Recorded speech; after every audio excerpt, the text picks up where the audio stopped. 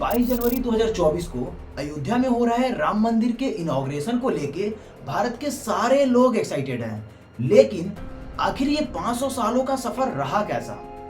आखिर कितनी सारी सत्ताधारी पार्टियां सत्ता में आई और चली गई? कितने सारे लोग शहीद हुए, कितने सारे लोग जेलों में गए और कितने सारे लोगों के खून के रंग से रंगा है ये 500 सालों का सफर। दोस्तों, भारत में आए सबसे पहले मुगल एम्परर बाबर के कहने पे मीर बाकी ने बाबरी मस्जिद का निर्माण 1528 में करवाया था और इस मस्जिद का निर्माण वही हुआ था जहां लोग बताते हैं कि भगवान प्रभु राम का इस मस्जिद से पहले वहां पे मंदिर था। दोस्तों, अंग्रेजों के भारत में आने के बाद लगभग 1813 में एक अंग्रेज रिपोर्टर बाबरी मस्जिद के अंदर जाता है और वो एक रिपोर्ट बनाता है जिसमें वो ये बताता है कि मस्जिद के अंदर जो चीजें लिखी गई हैं उसमें ये बताया गया है कि बाबरी मस्जिद औरंगजेब बनवाया था और ये वही जगह है जहां रामलला की मंदिर हुआ करती थी और ये सेम चीज वहां के लोकल लोगों के द्वारा भी बताई जा रही थी। वैसे तो इस मस्जिद और मंदिर को लेके हिंदुओं और मुसलमानों में पहले से ही बहुत सारे क्लैशेस हो चुके थे, लेकिन फिर एक बार और 1855 में वायलेंस हो जाता है और इसके बाद बहुत से हिंदू मस्जिद में जाकर पूजा करना शुरू कर देते हैं और इस प्रॉब्लम को सॉल्व करने के लिए ब्रिटिश गवर्नमेंट मस्जिद के बाहर ही हिंदुओं को पूजा करने के लिए एक चबूतरे का निर्माण करवा के देती है। अब सन 1885 में महंत रघुवर दास लोकल के कोर्ट में उसी चबूतरे के जगह पे रामलला का एक छोटा सा मंदिर बनाने के लिए अपील करते हैं। कोर्ट उनके इस अपील को रिजेक्ट कर देती है।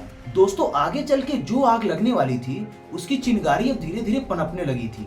अब ईयर 1934 में हिंदुओं और मुसलमानों के बीच में एक बार और क्लैश हो जाता है और ये पहला ऐसा वायलेंस था जिसमें मस्जिद के गुंबद को हिंदुओं द्वारा डैमेज कर दिया जाता है, लेकिन फिर से ब्रिटिश गवर्नमेंट इस गुंबद को रिनोवेट करवाती है। अब आता है ईयर 1949 और आजादी के जश्न अभी मनाए ही जा रहे थे, तब तक 22 या 23 दिसंबर की मध्य रात्रि में रामलला की मूर्ति बाबरी मस्जिद के अंदर पाई जाती है और हिंदुओं द्वारा ये बताया जाता है कि भगवान श्री राम स्वयं वहां पे प्रकट हुए हैं अपने जन्मभूमि के स्थान पे। इसके बाद 1990 में लाल कृष्ण आडवाणी एक राम रथ यात्रा निकालते हैं जिसमें हजारों लोग शामिल होते हैं और ये भीड़ धीरे धीरे बढ़ती जाती है। ये यात्रा धनबाद से शुरू होती है और रांची, रामगढ़, गया होते हुए 23 अक्टूबर 1990 को समस्तीपुर पहुंचती है। 30 अक्टूबर 1990 को भारत के कोने कोने से हजारों कर सेवक, बीजेपी के हजारों कार्यकर्ता, विश्व हिंदू परिषद के हजारों कार्यकर्ता और बजरंग दल के हजारों कार्यकर्ता अयोध्या में आने लगते हैं। श्री मुलायम सिंह यादव और तत्कालीन प्रधानमंत्री बीपी सिंह अपना पूरा जोर लगा दिए थे बाबरी मस्जिद को बचाने के लिए और मुलायम सिंह तो ये भी बोल चुके थे कि वहां पर एक परिंदा भी पर नहीं मार पाएगा। लेकिन ये भीड़ कहां काबू में थी। लोगों की संख्या काफी तेजी से बढ़ती जा रही थी, भीड़ बेकाबू होती जा रही थी। सुरक्षा बल हाथों में लाठियां लिए हुए तैनात थे और उस भीड़ पे अश्रु गैस के गोले दागे जा रहे थे, लेकिन इन गोलों का प्रभाव उस भीड़ पे कहां पड़ने वाला था। इस भीड़ को काबू में करने के लिए फायरिंग भी की गई। सेम यही कंडीशन 30 अक्टूबर 1990 को भी रहता है। भीड़ काफी तेजी से फिर बढ़ने लगती है, लोग बेकाबू होने लगते हैं और अंतिम में वही होता है जिसकी कोई कल्पना भी नहीं किया था। मुख्यमंत्री के ऑर्डर पे फिर गोलियां बरसाई जाने लगती हैं और 2-3 लोग मस्जिद के छत पे चढ़ के भगवा झंडा भी लहरा देते हैं और फिर अब वो होता है जिसका किसी को अंदाजा नहीं था। मुख्यमंत्री के ऑर्डर पे फायरिंग शुरू कर दी जाती है। लगभग 1.5 दर्जन लोगों की मौत होती है और सैकड़ों लोग घायल हो जाते हैं। सिचुएशन को कैसे भी करके संभाला जाता है और फिर आता है समय 1992 का।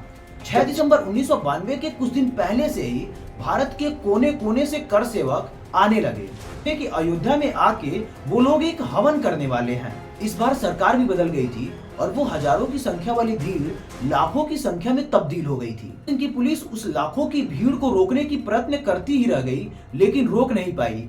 वो भीड़ धीरे धीरे बाबरी मस्जिद के पास पहुंची, बाबरी मस्जिद के ऊपर चढ़ी और सबसे पहले एक गुंबद गिराई। उस कल्याण सिंह की पुलिस उस लाखों की भीड़ को कंट्रोल नहीं कर पाती है और वो भीड़ धीरे धीरे बाबरी मस्जिद के पास पहुंच जाती है और लोग बाबरी मस्जिद के ऊपर चढ़ने लगते हैं उसे तोड़ने के लिए। सबसे पहले तो बाबरी मस्जिद के एक गुंबद को गिराया जाता है और जैसे ही वो गुंबद गिरता है उसमें लगभग 25 लोग घायल हो जाते हैं। ऐसा बताया जाता है कि सिर्फ उसमें नॉर्मल लोग ही नहीं थे, बल्कि उसमें इमारत ढाने वाले पेशावर मजदूर भी शामिल थे जो एक दिन पहले से ही ट्रेनिंग कर चुके थे उस मस्जिद को तोड़ने के लिए। और अब धीरे धीरे मस्जिद की छत गिराई जाती है, दीवार गिराई जाती है और बचे हुए गुंबद गिराए जाते हैं और ऐसे करके वो मस्जिद ध्वस्त हो जाती है। सालों तक सॉल्व नहीं हो पाती है। फिर 2002 में अटल बिहारी वाजपेयी की सरकार आती है और वो इस डिस्प्यूट को सॉल्व करने के लिए एक कमेटी का गठन करते हैं। लेकिन फिर भी ये केस सालों तक कोर्ट में चलता रहता है और इलाहाबाद हाई कोर्ट का इसके ऊपर एक जजमेंट सामने आता है। लेकिन फिर भी ये केस सालों तक सॉल्व नहीं हो पाती है और इलाहाबाद हाई कोर्ट के जजमेंट सामने आने के बाद भी उसके जजमेंट को ठुकरा दिया जाता है और इस केस को सुप्रीम कोर्ट में लेके जाया जाता है, जहां इस केस की लगभग 40 दिनों तक हियरिंग होती है और उसके बाद जाके जजमेंट सामने आता है और ये जजमेंट राम मंदिर के पक्ष में होता है और ऐसे तय होता है 500 सालों का सफर। श्री राम भूमि तीर्थ क्षेत्र नाम का ट्रस्ट बनाया जाता है। जनवरी 2023 में 6 करोड़ साल पुराने सालिग्राम पत्थर नेपाल से लेके आए जाते हैं। एक पत्थर 14 टन का और दूसरा पत्थर 26 टन का होता है।